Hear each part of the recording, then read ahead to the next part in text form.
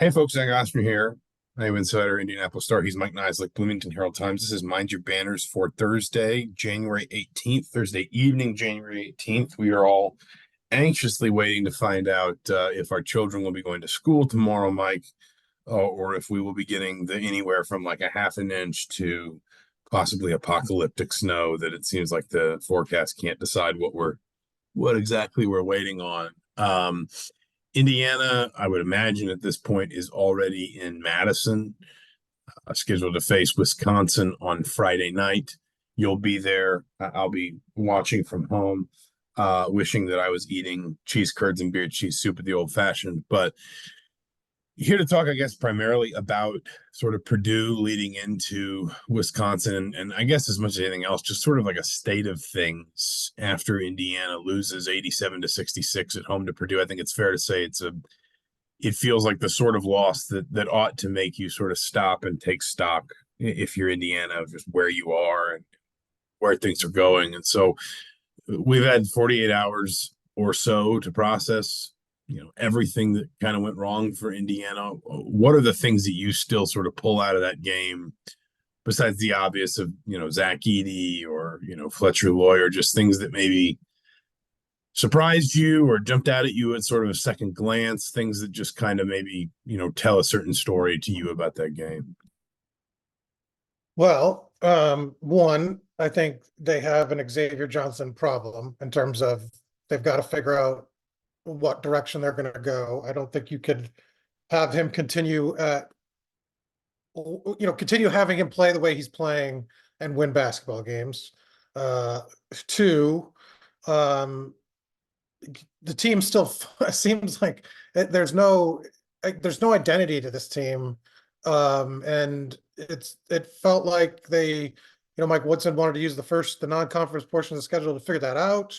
We're now, into the conference schedule, and it doesn't feel like this team is ever going to coalesce. I feel like that there's a lot of pieces, but it wasn't a well-constructed roster.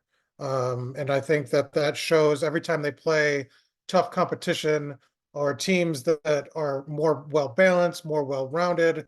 You could see the discrepancy in sort of like, man, if Indiana had two more shooters instead of some of the pieces that they have, instead of, CJ Gunn or Anthony Walker coming off the bench, this team would be a lot more dangerous. Or man, they really could have used a veteran in a different way as opposed to they had Xavier Johnson and Trey Galloway as the two starters, but they really could have used another, I don't know, veteran piece, in addition to what they got. It just feels like there were missed opportunities in the construction of the roster that I think are sort of holding this team back. It's not a bad team, but I don't think it's going to reach the potential that Mike Woodson hoped. And I don't think that, fans are ever going to be happy with the season based on what we've seen so far. That's, I don't know. Do you disagree? Well, no, I mean, we're kind of skipping ahead a couple chapters and just like what we were going to talk about tonight. But I think the question of like, I think a game up against Purdue like it highlights that. I feel like that's kind of what I was saying. I posed this to someone tonight, Mike Glasscott, good friend of the show, good friend of the podcast. He might even listen. Who knows? I said I think I've gotten to a place with this team where there's a part of me that cannot help but feel, and I'm sitting here sort of staring blankly at the Purdue box score while I say this. Can't help but feel like this team isn't as far away as maybe its fans think it is, but in the same beat, I'm not remotely convinced it'll ever get where it needs to go. Like, does that make sense? That like I think this because I think that it's missing a piece it doesn't have to get over. Like, I think it has a good collection of talent. It's just not the right collection to what, get like to what that. Is it? So the question is, what is the piece that it's missing? Because like, listen, you could say, oh, it needs more shooters, but like number one, a number of guys have been shooting the ball better lately. The Purdue game didn't quite show it. And maybe we can have a conversation about Rutgers and Purdue and whether guys are hitting threes when they need to versus when maybe, the pressure's off a little bit. But,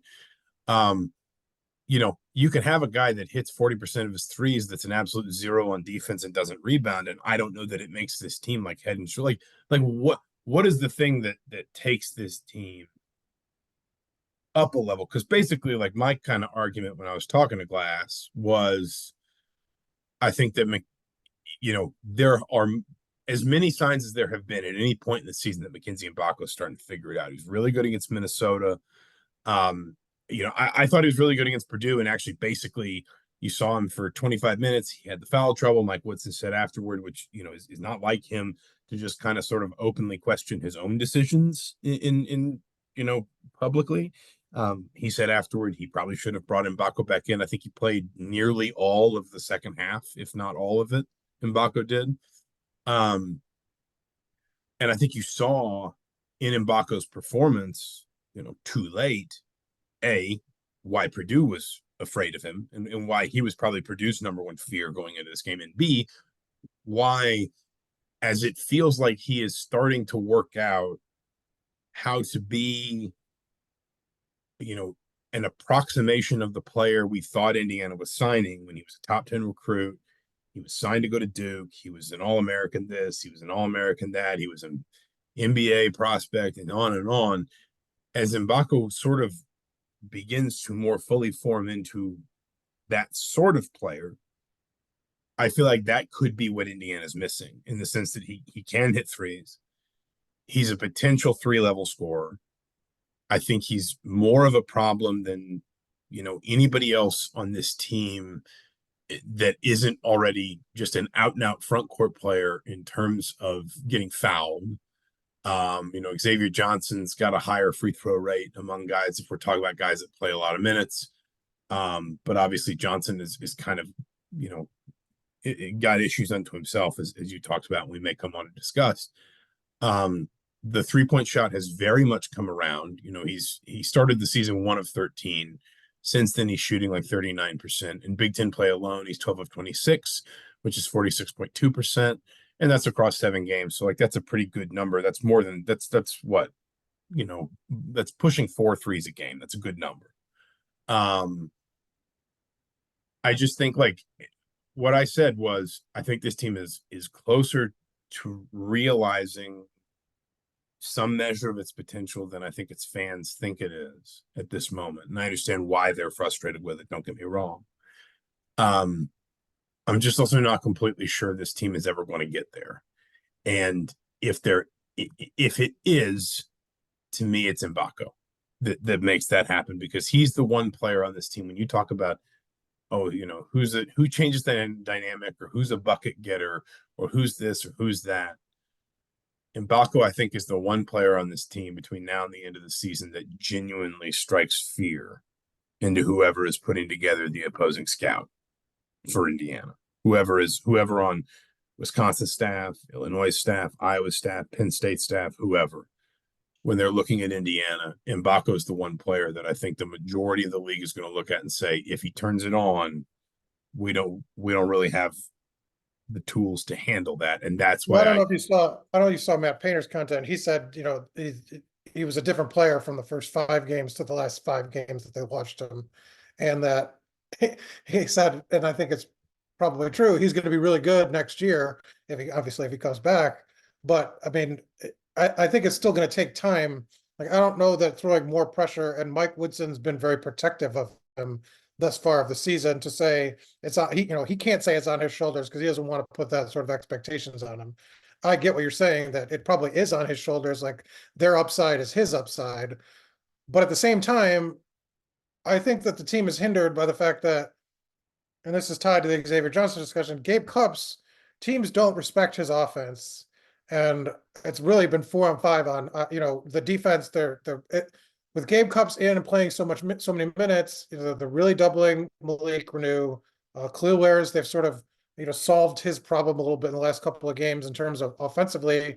And I think this team's easier to game plan against when you don't have a point guard that's really capable of sort of making you pay. I think that's kind of hurting. And Trey Galloway, this is really a symptom of the team, so up and down, right? Like that second half, he was terrific, but the first half, he was nowhere to be found. And I think that this team, and we've talked about like they play good in 5 minute spurts.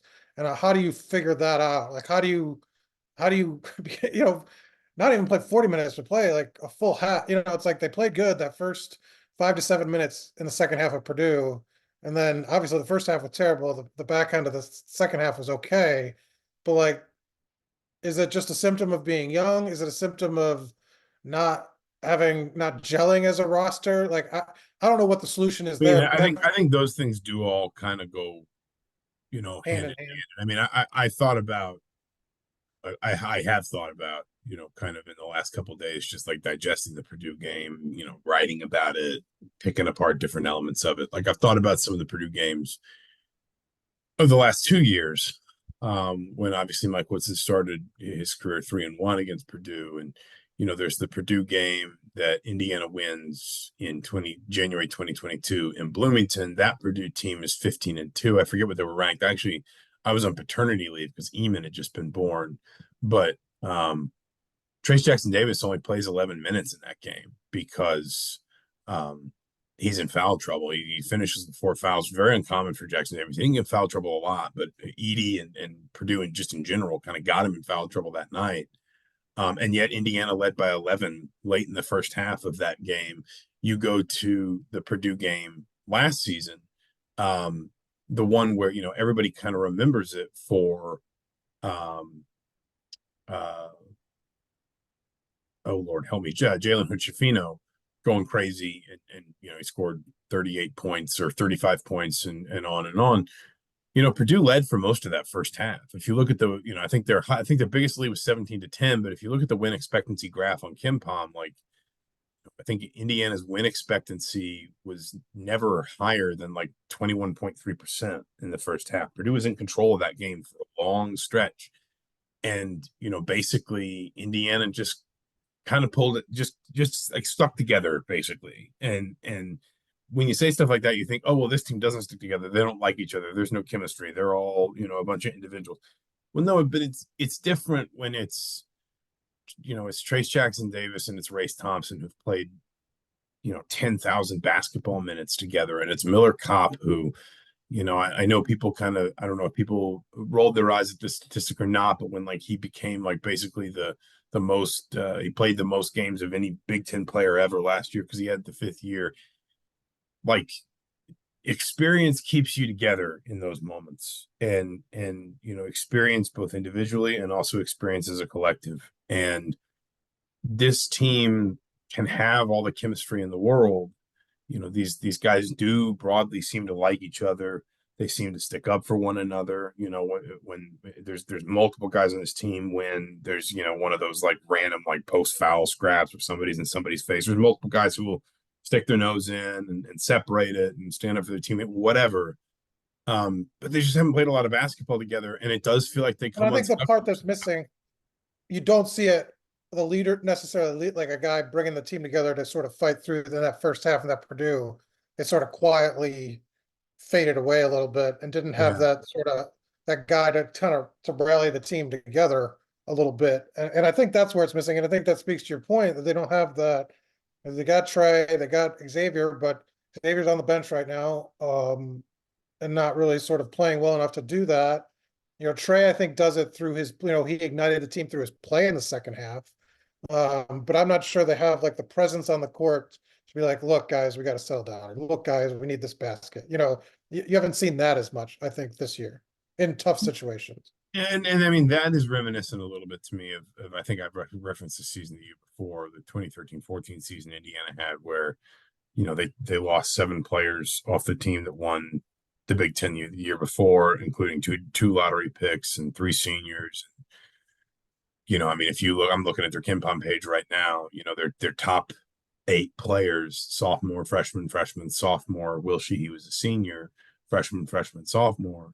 And there was just kind of this like you kind of got the sense that he had a really strong personality, and he was a really hard worker, and he'd been a really big piece of what Indiana had built over the previous 2 or 3 years and all that. But he's a senior on a team full of freshmen and sophomores, and you just kind of felt like it was a struggle for everybody to connect in the ways that aren't just sort of like, hey, we all hang out off the court, or we all did these team bonding activities together, but like the unspoken stuff. And actually, I think like you bring up Trey Galloway, I think, in fairness to him, I think there have been moments when he has sustained that leadership a little bit. I mean, I think about a game like Michigan where he's 3 of 12 from the floor. He scores 9 points, but you feel like he's still in some key stretches a bit of a calming presence. He's seeking out the ball. He's doing this. He's doing that. Obviously, they lose it, but the Kansas game, of course, he goes nuts. Increasingly now he has really sort of inserted himself as this team's point guard. I mean, effectively, he's got the sixth best assist rate in Big Ten play alone of any team, of any player in the conference. While shooting the ball better and scoring it better than he was in November and December, by and large. So I mean, it's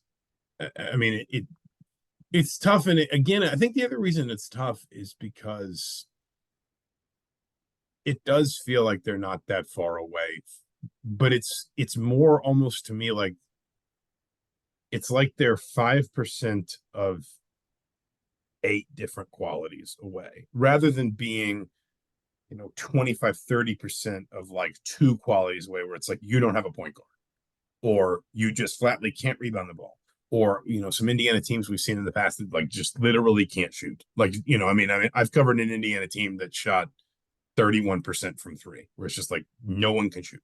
Absolutely no one can shoot.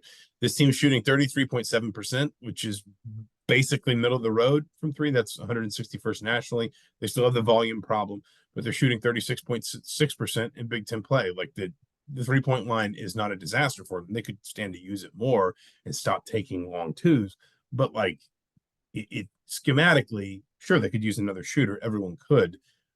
It's not like they literally just can't shoot the floor. It's not like they literally do not have enough. Well, I do think their bench is lacking some firepower offensively. That's fair. And CJ Gunn is sometimes filling that role and sometimes not. And Anthony Walker's the same thing, where it's like, maybe if you were Mike Woodson, you hoped, or maybe you still hope, that Xavier Johnson, can kind of obviously move past some of the stuff that he obviously needs to get rid of, like the flagrant fouls. And well, I mean, do you want to get into what? Well, I mean, that's the perfect segue. So Xavier Johnson obviously had the flagrant not shot against Rutgers. Benched, has come off the bench the last 2 games.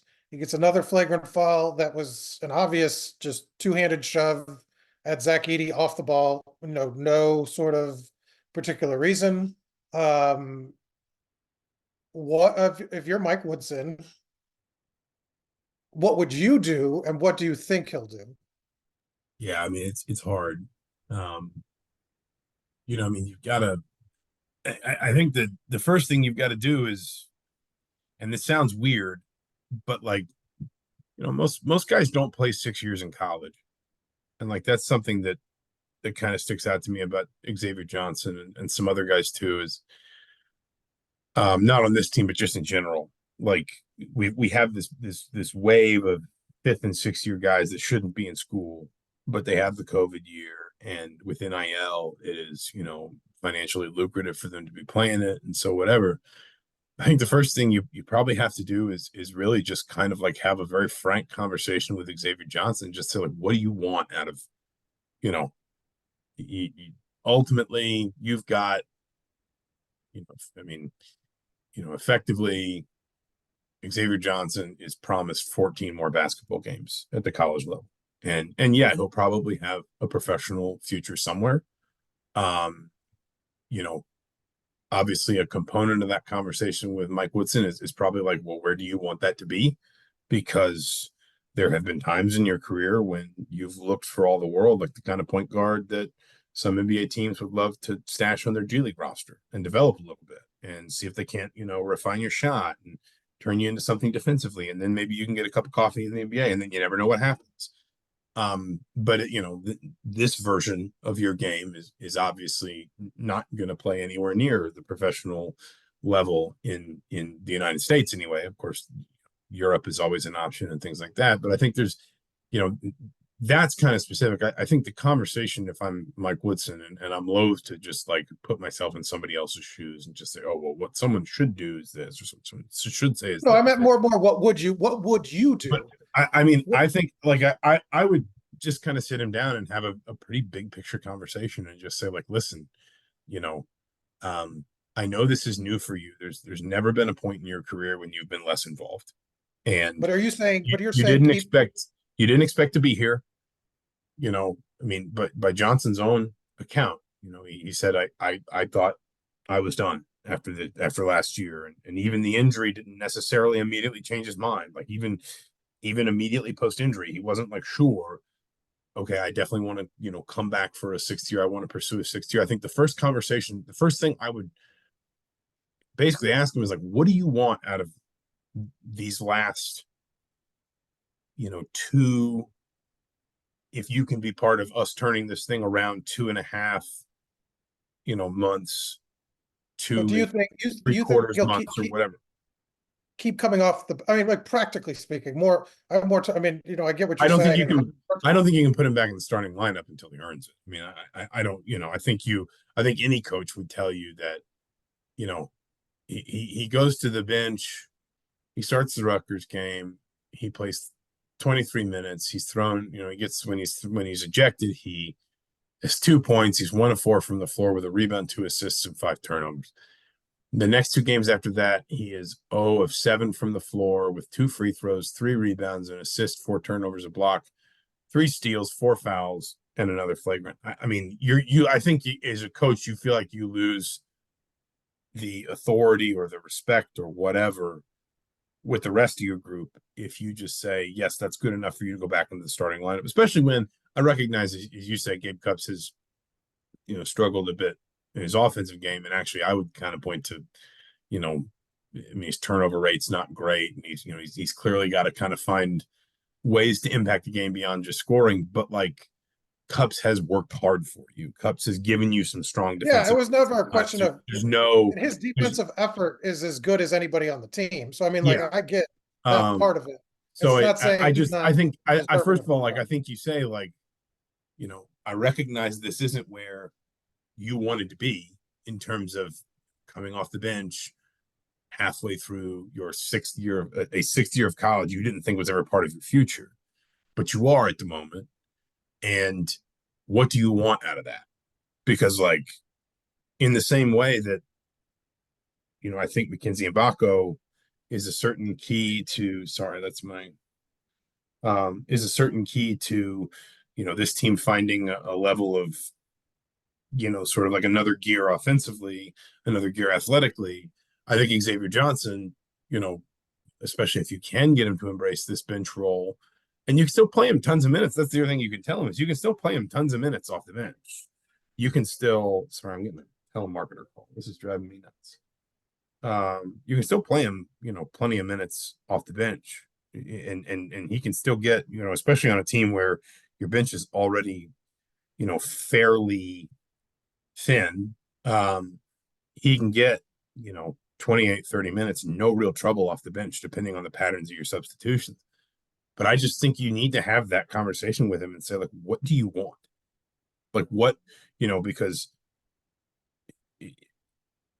if I'm Mike Woodson in this scenario, I say I don't think I have to tell you that this isn't good enough, and that Well, yeah, I mean, I think we need under any circumstances, the performance, the decision making, what you're doing offensively, what you're doing defensively, what you're doing in front of the referees, like, it's not enough. Like, none of it meets the standard, and really, as a sixth-year player, you probably know that without me even telling you. So, what do you want out of the next 2 months of your basketball career? Because after that, you are cast out into the professional side of this, where it is ultimately a business decision. And yes, you won't have to go to school, or you won't have to go to class, or it'll be something different, probably. Like, I think some guys just are ready for like a different challenge sometimes when they move on from college. But you know um the flip side is, if you're this, if you perform like this in a professional setting, a team might just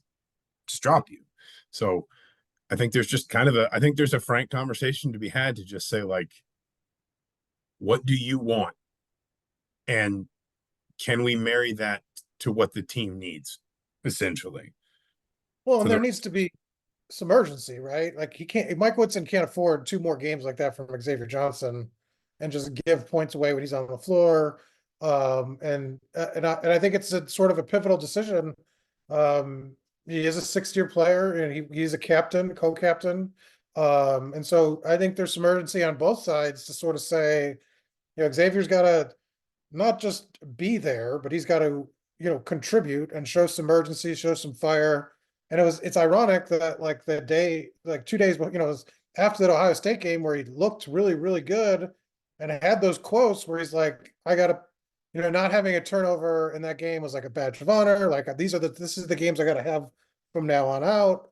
My veteran status means something and I gotta make smart decisions. And then it's gone the other way on him. So yeah, I think it's like a big time deal because he's shortened Mike Woodson. We've talked about how he's kind of shortened his bench quite a bit. And Xavier Johnson is getting, he got decent minutes off the bench even, last game against Purdue, despite everything, but like he's got to play better. Like they can't continue that 2 weeks down the line, right? I mean, it's just not feasible. well, that's where I come back to, like, listen, and I know we joke about the whole like must win thing and everything, but like a game like that does need to be a bit of a soul searching moment for you as a team. Like, a couple years ago, Indiana beats Purdue. Um, it's January 20th. Indiana beats Purdue. They go 14-4, 5-3 in the conference. I think Purdue was, top 10 Ken Palm, top 10 net at the time. So this was like a real sort of like hang your, hang your hat on it kind of win. It was their first win against Purdue in 10 tries. Like it was an enormous win. And then 3 days later, Michigan came in and shot 11 of 17 from three. And Indiana was clearly emotionally hungover and they lost 80-62. And like it was never really that close. Like Michigan's minimum win probability on Kim Palm that afternoon was 27.3%. It was when Indiana took a 2-0 lead with 18 and a half minutes remaining in the first half. Like that was the way that game went. Was like it was all Michigan virtually from the beginning. And it was just very clear like Indiana was just, just kind of hung over from such an important win, both for the complexion of that season and also just like for the wider message of getting out from under this long losing streak to Purdue and not being able to win these kinds of big games at home and all that kind of stuff that had plagued them under Archie. And so you were able to look at that Michigan win and just say, like, just set that to one side. That, like, that, yes, you can't play like that at home forever, but like that doesn't mean a lot in the course of the season. You know what that was ultimately. This is the kind of game that basically sits to me at the opposite end of the spectrum. And I think it's a conversation kind of for everybody to have at some level, whether it's Xavier Johnson and sometimes maybe I guess the topic of conversation might be like more obvious or more, self-explanatory for lack of a better term. But I just think it's one where, to lose that heavily to your rival in your building the way that you did, you got a couple guys in foul trouble and you basically just kind of lost control of the game. And there was no, one of the things I was talking to Glass about this. I do a radio show with Glass every Thursday afternoon. And, I said, what was, semi-ironic was if you actually kind of like, if you read out the offensive rebounding numbers or the turnover numbers or the 3-point shooting numbers, without knowing anything about the game other than those statistics, you would have said, actually, okay, Indiana must have had a decent night, because the things that we thought would really hurt Indiana, Purdue's ability to shoot the three more effectively, Indiana's struggles with turnovers, Purdue capitalizing on Indiana having these offensive rebounding issues and second chance points. None of that stuff really manifested in a major way. It was just some just much more like fundamental connectedness, control, I don't want to say pride. Like I feel like it's really easy to start throwing in sort of like intangible criticisms without any real proof or whatever, but like at least a certain measure of just like collective fight on your home floor. I just think this needs to be the kind of game where everybody has a little bit of a soul searching conversation, because look at what you have next. You know, your next two, you have Wisconsin, then you have a week off, then you have Illinois, both of those on the road. You get Iowa and Penn State at home. Iowa would probably be a quad 2 win, but they have struggled to beat Well, you're Iowa. spoiling it. I mean, we should set this question up because I mean, they've No, had but the jokes aside, the point is, two must wins out of the last three. They've lost two of them, 1-1. Is the series they must win one out of two? I think it's, well, I know I would take it of a whole piece of 4 of your next 6 are on the road. All 4 are quad 1 wins if you win any of them. The 2 at home, one is a quad 2 against the team Woodson hasn't beaten yet in Iowa. The other one is a game that basically just all you could do is avoid losing it, which is Penn State, at least for the moment. Obviously, net rankings can change and stuff, but I don't think Penn State's in the top. I'll look while we're talking, but I don't, unless something has dramatically changed. Penn State is not in the top 75 and then at their 118. So that's a quad 2 win at best. My point in this is like, and you know, there's probably people saying, listening to this, saying, don't even talk about the NCAA tournament. This team's nowhere near the NCAA tournament. Like, it's not right now. But the point is, if there is an opportunity for this team to grab hold of the direction of its season, still, if that remains a possibility in any meaningful way, it like, this is the stretch to do it. And I'm not saying it's easy, because 4 of 6 are on the road, and frankly, the ones you need to win most are pretty much the 4 road games. In any combination, if you could somehow But go 2 realistically, and 2 in those 4, that would be a huge win. two But of like, those 4 would be a minimum for a path to the tournament, do you think? I think so, because after that, you've got Nebraska and Northwestern at home. Those are quad 2 wins. Penn State on the road, as stated, not going to do anything for you. Wisconsin at home would be a quad 1-ish win, depending on where Wisconsin was.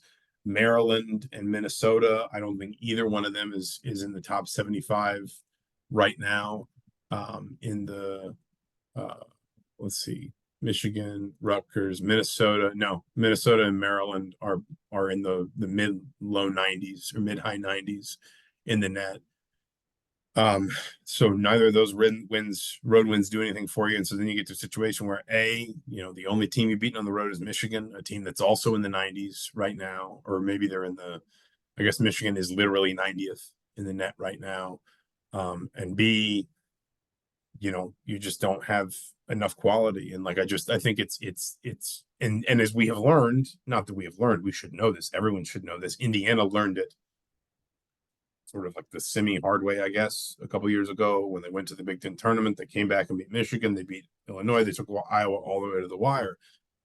The committee doesn't give you that much credit for those. They can't, because they have to have the bracket fairly locked in by like Friday afternoon, Friday evening of selection weekend. They can't leave it super open-ended for teams that make some surprise run in the conference tournament. You can improve your seeding maybe, but you can't go from no chances teams in the field unless you win the automatic bid. You can't go from no chances teams in the field to, wow, they had a great weekend in Minneapolis, let's stick them in there. We got 4 minutes left to set up Wisconsin. So of those 4 road games, obviously I think Purdue's the hardest. Where does Wisconsin rank? Obviously they haven't won there in what, 2 decades? Yeah, I mean, I think Wisconsin's really difficult. The one that I would Is Wisconsin harder than, I mean, they beat Ohio State already. the one that I would circle in red is Illinois. Number one, Illinois is a harder team. no, Harder. I guess Illinois is more of like a barometer to me. They're going to get 8 days off between Wisconsin and Illinois, so they'll be as rested as they can possibly be. They'll have as much time as they can to scout. Illinois got the Terrence Shannon thing going on. Illinois, kind of, they lost like badly, but then battling at Purdue, and then they beat Michigan State on the road, or at home, excuse me. And everyone was kind of like, oh, Illinois is, figuring some of this out without Terrence Shannon. Then they just, frankly, collapse against Maryland at home. They've got Michigan away, Rutgers at home, and Northwestern away. So they will not be as rested. And like, what kind of tends to happen, and setting the Terrence Shannon thing completely to one side, what kind of tends to happen in these situations when a really important player is suddenly not available for a long period of time, injury or whatever it is. Obviously, in this case, it's something off the court. like for a couple games, 3 games, everybody elevates their play. Your blood's up. Everybody feels that sense of urgency. Everybody's a little bit sharper because they know, so and so's not around. And there's no scouting report on you because your scouting report was so heavily influenced by this player that's not available. And so it takes other teams a little while to figure out what you are and what you look like without that player. And I just think, like, it's hard to expect Indiana to win at Wisconsin. Like, they haven't done it since 1998. If they did, obviously it would be a huge win. Penn State probably didn't do them many favors by waking Wisconsin up with that loss midweek. But that Illinois game, to me, like, if there's an opportunity, that's it to me. And that's the one where, let's assume they lose at Wisconsin, like, you kind of look at it and feel a little bit like it's high noon for this team's opportunity to really gain control of its season again. So I'm putting you down for a not must win for Wisconsin, but must win for Illinois. And you could There you change your go. answer in a week, but that's what we have right now. If So they beat Wisconsin, then that was a must win. you can't. No, retroactive does not work like that. No, you can't do that. No. Let's leave it there for the night. He's Mike Niziolek. I'm Zach Osterman. This has been Mind Your Banners for January 18th, 2024. We'll be back next week. We should probably start blending in a little football and some more women's basketball chat into this, but with the week off, we'll probably find some time. Thank you all for listening. We'll talk to you soon.